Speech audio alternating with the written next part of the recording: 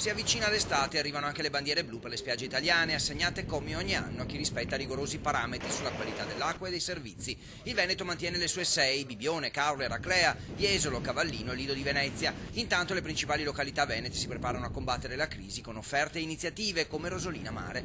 Oltre 1 milione di presenze ogni anno, sempre più stranieri. L'anno scorso si era registrato un calo. La speranza degli operatori è quella di confermare le cifre dell'anno scorso e forse anche di recuperare un po'. L'anno scorso abbiamo avuto 4 punti in meno, percentuale di calo, mentre le strutture all'aria aperta, quindi villaggi turistici, campeggi, così come la seconda casa, che è la nostra parte più importante, ha tenuto. Sono 15.000 gli appartamenti disponibili nella zona, che saranno affittati a prezzi scontati per recuperare soprattutto i turisti italiani, quelli che, forse a causa della crisi, non hanno ancora fatto decollare le prenotazioni, ormai a gonfie vele per tedeschi, polacchi, cechi e ungheresi. C'è comunque un calo, stiamo promuovendo un po' i prezzi sulla bassa stagione con dei cali del 10-15% sui prezzi settimanali, soprattutto fino al 29 di giugno, cioè fino a fine giugno.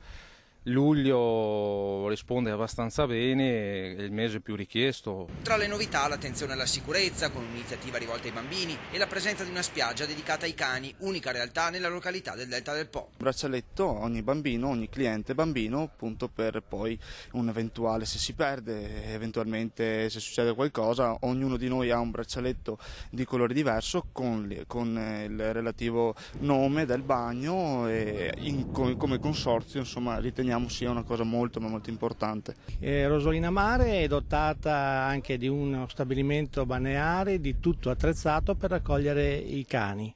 È una cosa che sta riscuotendo molto successo e sta andando bene. Rosolina punta dunque sull'ambiente e sui prezzi per vincere la crisi, specie rivolgendosi alle famiglie in cerca di tranquillità. Rosolina Mare offre un buon prodotto, una famiglia di 4-5 persone stando sui 4,50-600 euro, ecco, compreso spiaggia.